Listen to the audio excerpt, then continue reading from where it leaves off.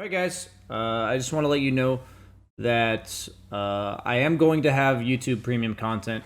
It's going to be released on my Discord for all Twitch subscribers and Patreon supporters. Will have access to this. If you join the Discord, that can be found from my Twitch channel at !Discord. The videos are going to be posted in the exclusive content channel, and you'll always be able to watch videos as soon as they're made. And the normal videos for YouTube will still be coming. We're still going to be doing one video a day.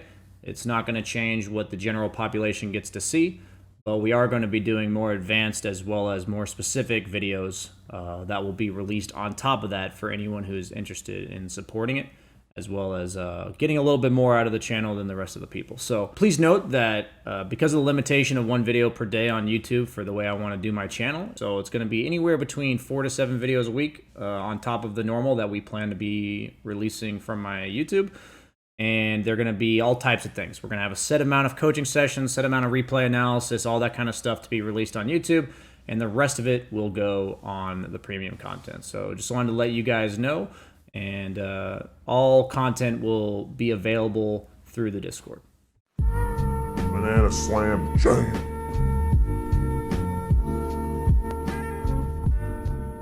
Everybody, this is going to be a replay analysis for everyone watching, just so you know. This can be done through Patreon. It is now $40. You also get access to all my exclusive YouTube content. And this will be what it looks like. So I have been sent on the Discord a message with the game ID. He told me he is Shadowfiend, that he is 4,000 MMR, and that he wants to mostly focus on applying maximum pressure while split pushing and not dying. I would like to know how I can do this to the point where enemies cannot take objectives even if they win fights. But if you want to talk about something else that is more important, then that's okay too. So yeah, this is the basic format that I would love to have on all my replay analysis when I do them. This is a ideal way to go into a game for me, looking and say, okay, this is what he generally wants, but hey, maybe it'll be something else. So let's go ahead and go into the game and see.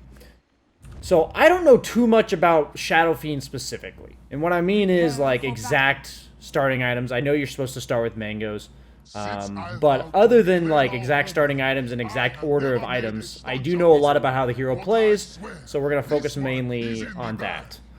So, starting items seem reasonable to me. Obviously, you didn't get any shared tangos, but that's okay. May have to buy yourself a salve or tangos because of that.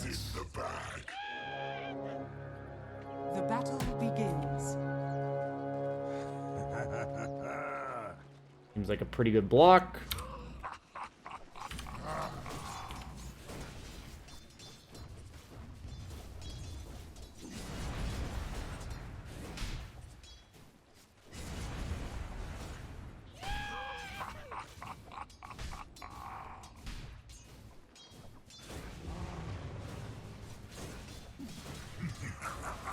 Okay, looks like you're doing pretty well in the lane so far. I like the aggression coming out from you here. Lane mechanics seem pretty good. Whenever I see someone's MMR and I see their certain part of their game, I would say right now your lane mechanics are at least 4K, maybe better. So they're not the problem, for sure. When I say maybe better, I would say almost certainly better. So that tells me your limiting factor is definitely not lane mechanics. Radiant's middle tower, At least on SF specifically, where you are, you know, platinum level.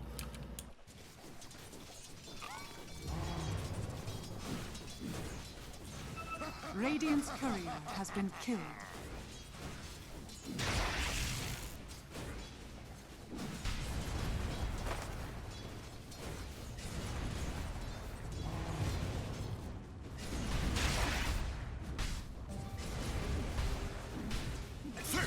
Okay. Dire's middle tower is under attack. Not bad. How did they rework this skill? Oh, it's 1, 2, 3, 4. I see. Radiant's courier has been killed.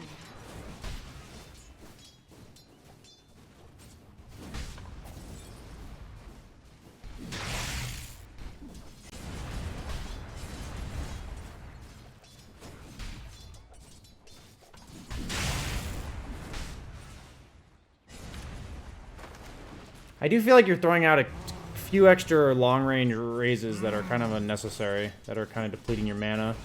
It happened super early on in the lane. It just happened right there.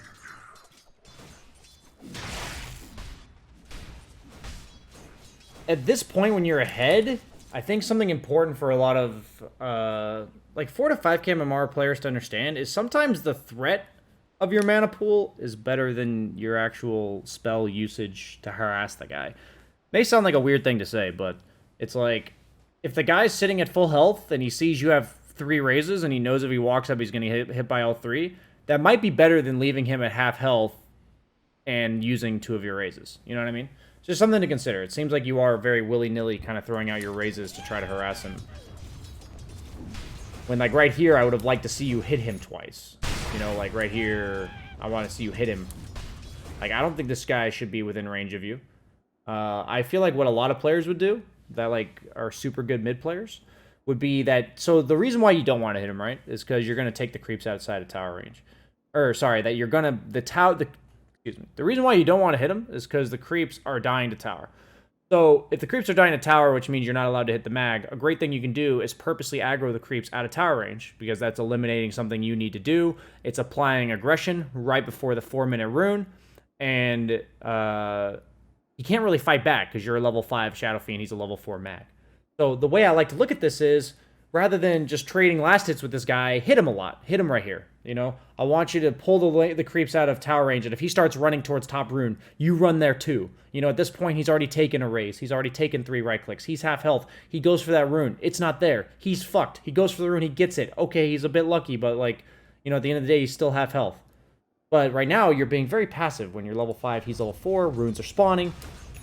I think this is a perfect example of what a lot of 4K players do poorly, where you just don't exert aggression when you're stronger than them. This applies in the landing stage. This applies in, like, the 15-minute mark. It applies 30 minutes in. Notice how you are strictly stronger than he is, and he pushed the lane into your tower and took the rune. That's what I like to call, he's not allowed to do that. Dire's middle tower is under attack. You gave him a haste rune, so suddenly this, like, advantageous lane, you have to be a bit scared. Yep, see? All because of a rune. If you get unlucky, that's one thing, right? I understand there's luck with the runes. So if you get unlucky where you push the lane in, you go bottom, he goes top and gets the rune, that's different. But here, you kind of just gave him the rune, which I need to have you avoid. Attack. Radiant's middle tower is under attack. The seeds of fortune, my matriarch will proud. I don't remember seeing your courier die, but unfortunate. Could have definitely bottled your ogre, at least if you did. I didn't see it. Dire's top tower is under attack. Radiant's middle tower is I've realized the best mid laners put a huge priority on runes. So, just take it from the better players that I watch. You need to put higher emphasis on runes. Like, you sat around the mid wave to farm it while it was like 6:06 when you picked up the rune. I think you need to go get that rune at 6 minutes flat. The higher up you go, the more priority people are going to put on runes. And the more priority they put on runes, the more punishing it is if you show up even 3 seconds late, 4 seconds late to a rune. So this is an example where I'd really like to see you at that rune at 6 minutes flat. Unless you know exactly where both supports are on the opponent team and the mid's like too weak to contest you. You know, you have to know 100% that that rune's going to be yours. Then you kind of just pop the DD, which I'm not a fan of. I think that DD could have been used for some great things, even if it's just hitting a tower. Dire's middle tower is under attack. Dire are scanning.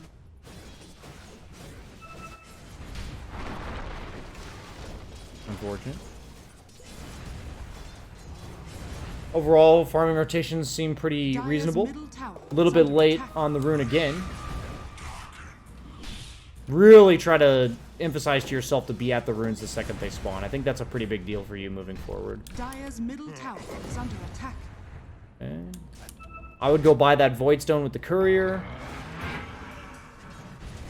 Dire's top tower is under attack. So the issue I have in this game is that prior to Centaur 6, there was really nothing the opponent could do if you just played on the opponent's side of the map. Like, you could just play like an absolute fucking raid boss, and what's the opponent going to do about it? Prior to Centaur having 6. And now that Centaur is 6, you know, and the Stampede's on cooldown, I feel like you're a raid boss. I feel like the opponent team can't kill you at all. Like, please list to yourself a series of spells that they're going to use to get on top of you and kill you when Centaur does not have ult. Okay. So why aren't you hitting this tower? Why are you backing off? Dire's Force a middle tower reaction. is under attack. Don't be a pussy, right? These are the type of things that define 4 to 5k players. Most of the time, what you guys do is very efficient for your own game, but it doesn't pressure the opponent at all. At all. Like, the opponent just doesn't react to whatever you're doing, and nothing you do is concerned about what the opponent has to do to react to it. This has been the number one lesson I've been trying to preach recently, is forcing the opponent to deal with whatever you're doing. It applies at my bracket, applies at every bracket, but I think it's the crutch of like 4 to 5k, maybe even 6k players.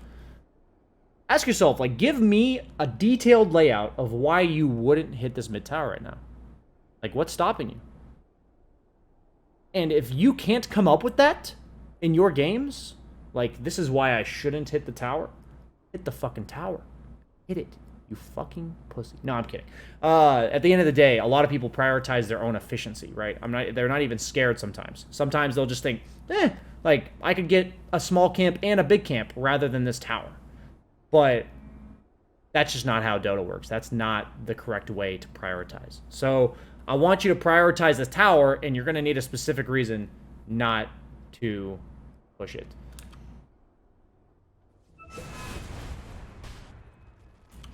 And somebody may argue, hey, the Nature's Prophet could TP behind him and sprout. Well, if that's the only thing stopping you, buy a Quelling. You know, at this point, you have an Iron Talon. Buy an extra set of Tangos. You shouldn't let the threat of a sprout keep you from getting a tower. Right? I want you to realize, like, how important this tower is. So if there's, like, a small item you can buy, or, like, a small adjustment you can make to your play to make it so they don't threaten you, then buy it. Same thing here. This mag. Look at his HP, bro. How is this guy allowed to hit a single creep in this creep wave? How is this guy allowed to hit a single creep in this creep wave? BSJ preaches, why do we not be aggressive? At any point in the game, what stops us from being aggressive? The main reason is fear of retaliation. That is the main thing that should deter you from being aggressive. You're like, I look at this guy's health status, this mana status, his item status. I look at his teammates and I say, I'm scared. They're going to do this. What happens if you walk at this guy? What happens? What's he going to do? He's going to cower in fear and run away to his tier 2. In the meantime, his team might even have to TP mid, and you're going to hit the tower 7 times. Imagine if you did that 4 times over the course of the last 3 minutes. Suddenly the tower's dead. Don't let people do this shit. They have to have the resources. They have to have the manpower. They have to have the mana and health to defend their shit. This guy doesn't. Don't let him defend his tower.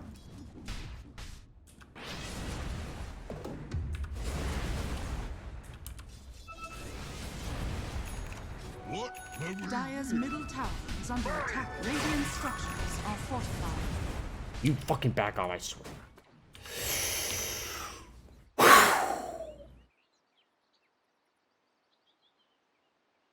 The cool thing about this type of thing is it's day and night.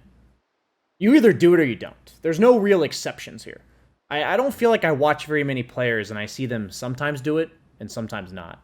They either do it or they don't. You play incredibly greedy, incredibly scared on the map, and are afraid to push your limits on a hero that you're platinum level on Dota Plus. So this isn't unfamiliarity with SF. It's lack of priorities in the game of Dota itself, as well as unwillingness to like push the limits on your hero. I want people like you, I know people out there can identify with this. I want people like you to think to yourself, what if I just walk at this guy? What if I just hit this tower? What if I just do this aggressive play? Spell out in your own mind exactly what the opponent's going to do about it. And if their response is something you think you can just walk away from, or get away from, or you don't care about it, then you do it, right? You just do it. Because if they can't respond to you and it's an aggressive play, it's just strictly better than anything else you're going to do on the map. I think it's really misunderstood how powerful it is to just walk at people that can't stop you from walking at them.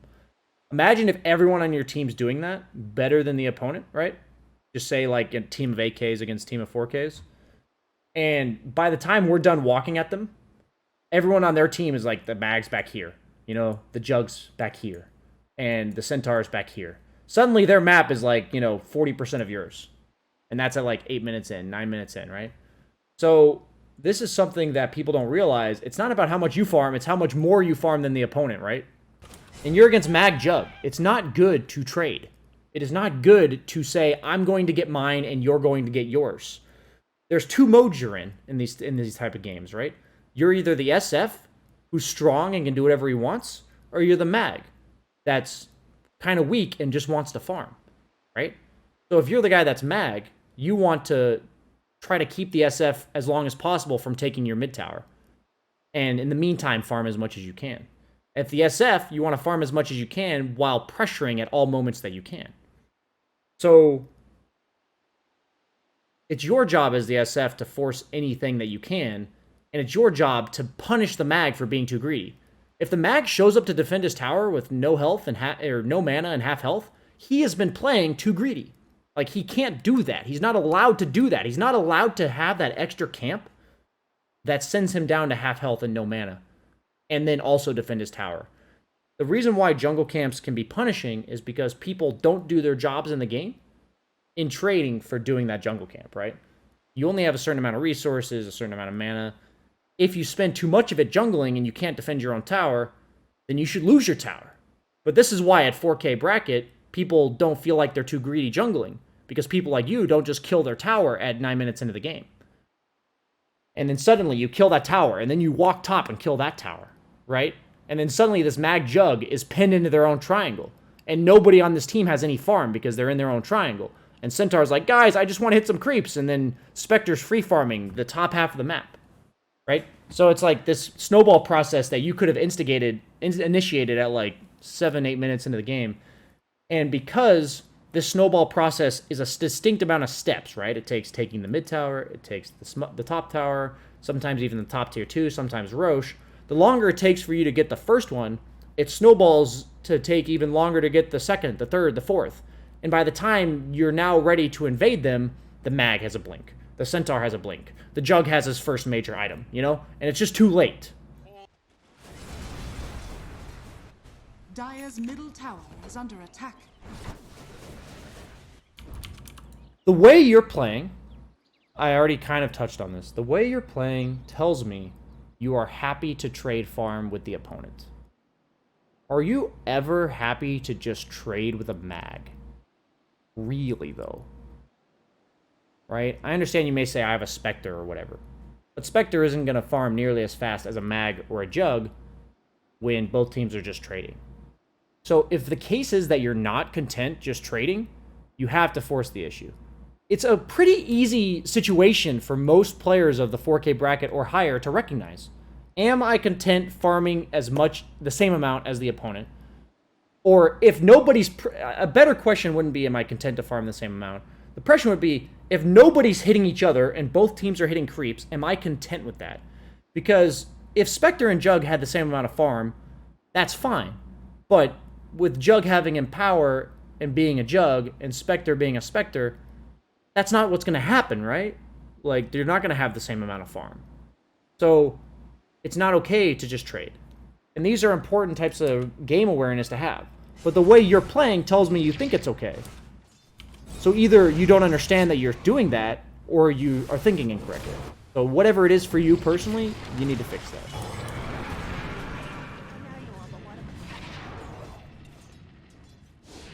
Radiant's middle tower is under attack. Nice rotation. I think it's quite similar to... I want you to watch my Queen of Pain game.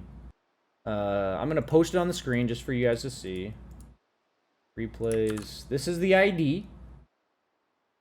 And the reason I mention it is because I made a similar rotation in that game, and you talked about rotations and stuff.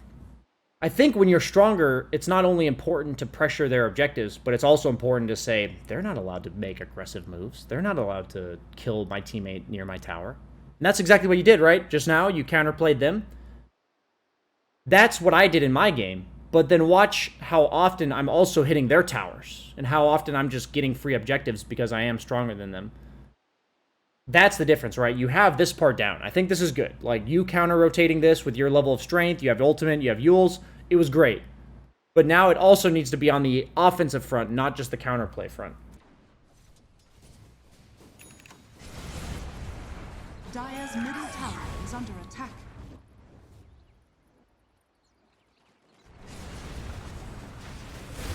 Dire's middle tower is under attack. Are fortified. Radiant's bottom tower is under attack.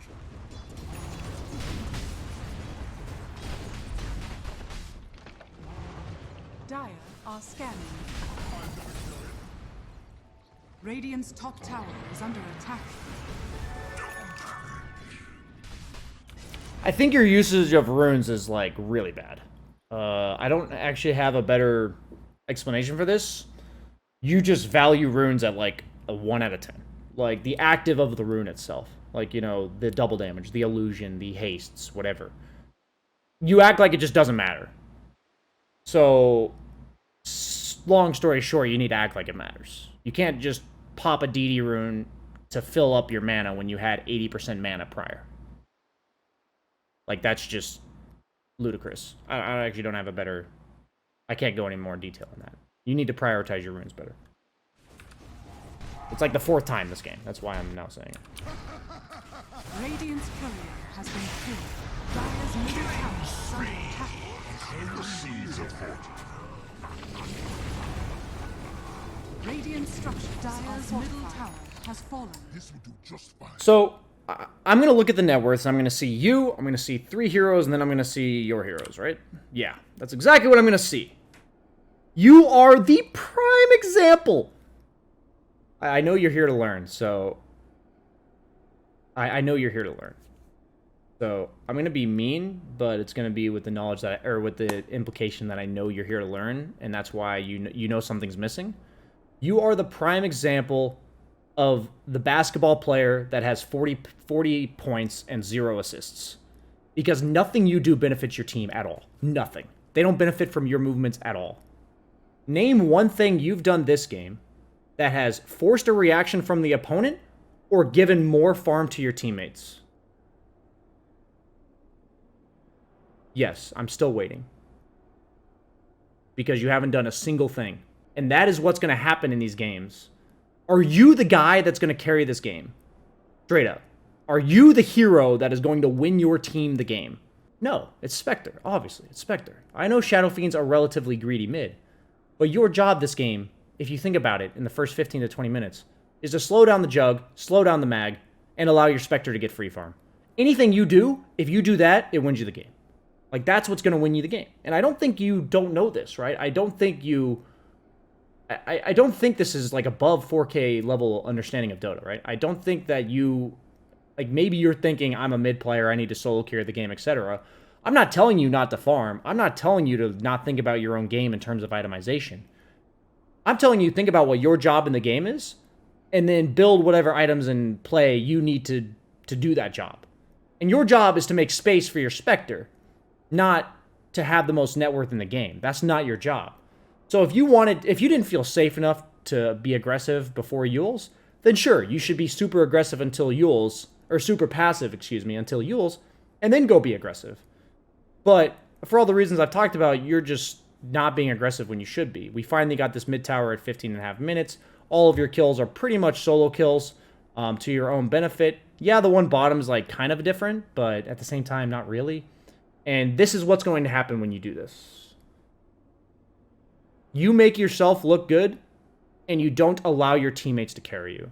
And that may seem like such a BSJ thing to say, because, you know, BSJ gets carried all the time and shit.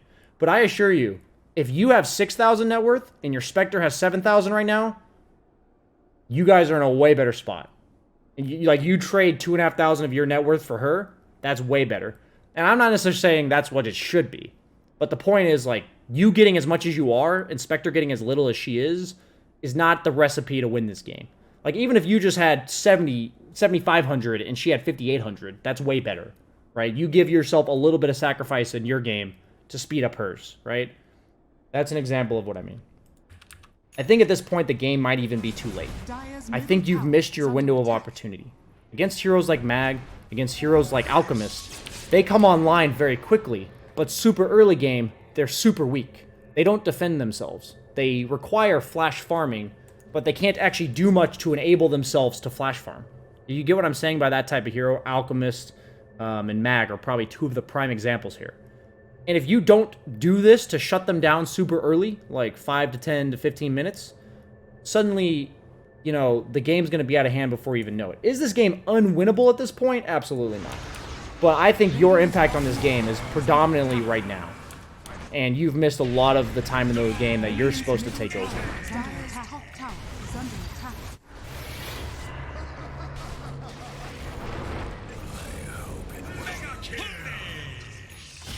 Dire's top tower is under attack. Fortified. Dire's top tower has So that was a good rotation. We're back online. middle tower is under attack. You're going sheep. Okay.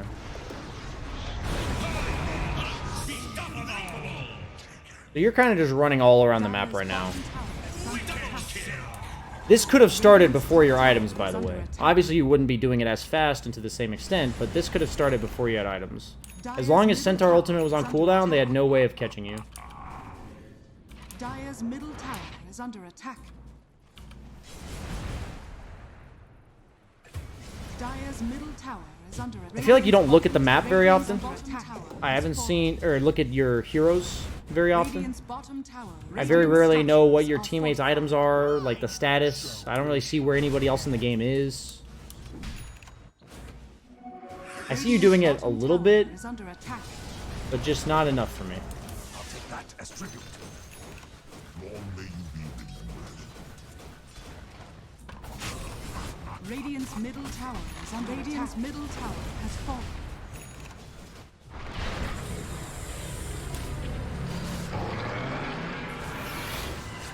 Radiant's courier has been killed. So I guess my question would be to you, who on the opponent team needs to be disabled? Like, who are you concerned about sheeping that your team can't deal with? Like, Mag can get Avatossed, Jug can get Avatossed, he can get stunned by Ogre. And if you sheep somebody, what happens? If you sheep the Jug, he's going to get Centaur ultied. If you sheep the Mag, he's going to get Centaur ultied. If you sheep the Centaur, he's going to get RP defended, you know, or Mag. Or, sorry, the Jug. You can get RP counter initiation, you can get Centaur counter initiation. The point is that your team doesn't need a sheep, and they have answers to sheep, actually. I think this is a heavy investment on an item that doesn't really do much. It doesn't change the game.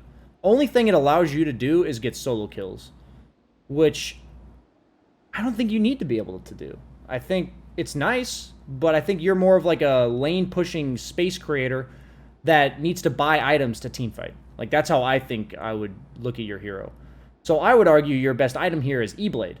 It's similar. It gives you solo kill potential, or it gives you kill potential with someone like Tiny. But then it's also a defensive item against the Mag RP and Jug Omnislash for your teammates as well as yourself. So I would consider E-Blade to be a way better item here. That's just my personal opinion. The only thing I see Sheepstick doing is giving you solo kill potential, and I don't like going for that, especially when they have a hero with a global save for his teammates. Dire's bottom tower is under attack. I will Dire's middle tower is under attack.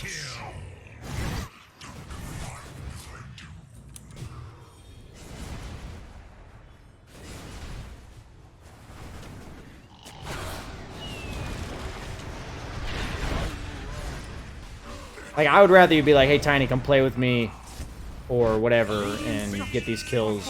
But I see what you're doing with it, which is good. And in your bracket, if you need to itemize like this to get kills, I understand. I like that you're buying dust on your own, since you are getting solo kills. Dire's middle tower is under attack. Radiant's middle tower is under attack. Dire's middle tower is under attack. Radiant's middle tower is under attack. Dire's middle tower is under attack. Dire's middle tower is under attack. Radiant's bottom tower is under attack. The seeds of fortune. I think your play at this stage in the game is pretty damn good. It's mainly early that I had an issue with. Dire's bottom tower is under attack. Radiant are scanning. Dire's bottom tower is under attack.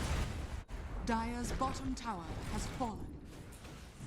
Dire's bottom tower is under attack. This is the issue with a game like this. That's the issue with a game like this, right? Is the second you die once, the game's like really fucking hard. And I think this situation is set up by all the earlier stuff that happened. And these are situations I would like to avoid if possible. Let's rewind really quickly and talk about map orientation. I'm going to give you a hint.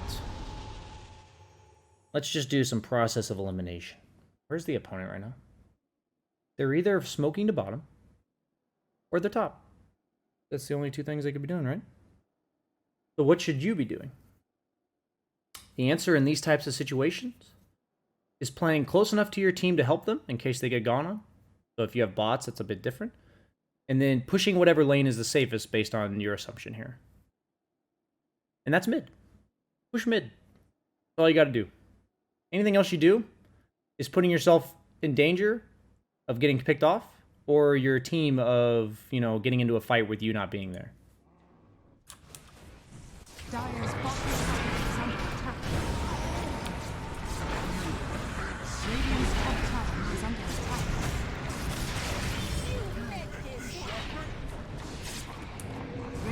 Radiant's top tower has fallen.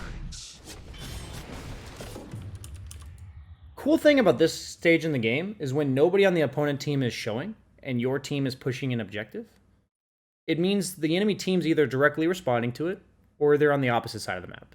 That's how it always is. It's the same concept I've gone over in a lot of other coaching sessions replays. So you need to do the play that accounts for both. And sometimes that's just sitting in the trees waiting for information. Sometimes that's what it is. When you see top tier players just sitting in trees, it's because they're presented with that similar situation. You don't want to feel, at this stage in the game, hasted to go do something. You don't want to feel like, because my team's bottom and I don't see anybody, I'm going to try to like run top and push this out. Like, don't feel like you have to do something in these moments.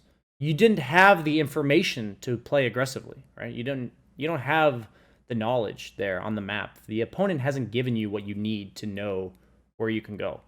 And you just walked super aggressively. I would think you would never walk into the dark part of the map right now where the opponent's missing without an Underlord in front of you. I mentioned Underlord specifically because he's the guy you'd want to get initiated onto. Or Ogre. You know, Ogre's kind of a support that can gank tank. I think it's important when you're like these hyper-mobile pick-off heroes to think who needs to be in front of you to go somewhere. Because you don't want, like, usually you guys are like the high damage bursting fragile heroes like Queen of Pain, you know, SF with Blink Yule's Sheep. You're the last guy your team or you wants to get gone on, right? So you need to think about that not only in team fight positioning, but also map positioning. Super important. We're about to wrap up this replay here.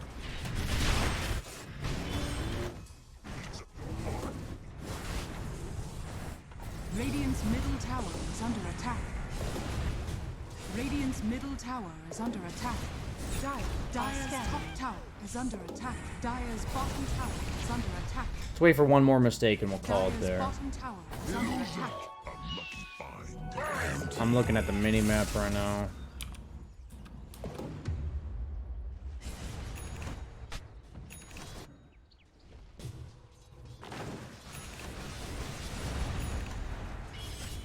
Radiant's bottom tower is under attack.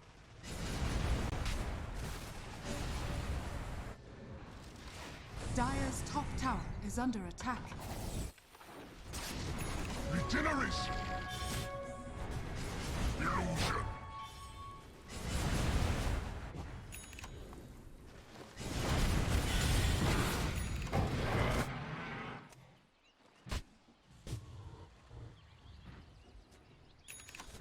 Radiant's middle tower is under attack.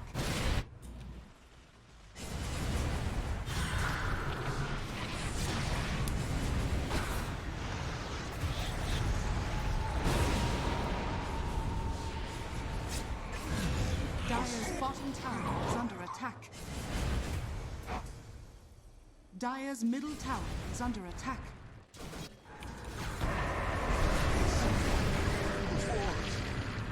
Dire's bottom tower is under attack. So I think you're really flashy. I think you're really good at playing your hero mechanically and rotating around the map as quickly as possible.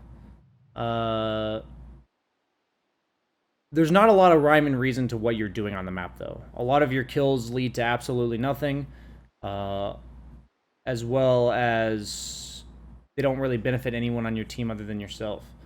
And I think this mentality is going to start in your first 15 minutes. I think that's where it's going to start. That super early aggression that you can pull out in games like this that just carry the momentum of the game. And if you can carry that momentum from there, it gets harder and harder to continue carrying it, but I think it's a difficult concept to apply later on if you don't apply it early. So clearly your mechanics and your overall speed of farm are not your issue as a player. Games like this, if they are lost, is because of that lack of early aggression to make space for the carry that needs you to do it. And that's something you'll just have to think about to yourself and how you want to adjust your mindset. But it's super important as a mid player to first recognize what your job in the game is, and then buy the items that help you do it. That's the selfish aspect of being a mid player. You know, what is my job in the game? Am I the 1 or the 2? And if I'm the 1, you know, I can play more for myself and worry about what items help me and what playstyle helps me. If I'm the 2, I need to think about the opponent's 1, their win condition, and my win condition, and play in a way that helps them. And I think if you change your mindset on that, it'll help you a lot with your decision making. And I think overall, you just need to be way more aggressive and just go for it. If you want to play on, you know, unranked games or an account maybe a few hundred MMR below the one you're on, to open up your aggression so you're not scared of making plays, I think that's okay for a very short term. But everyone has different reasons for why they play scared, whatever it is. And you need to figure out yours and do whatever it takes to get rid of it.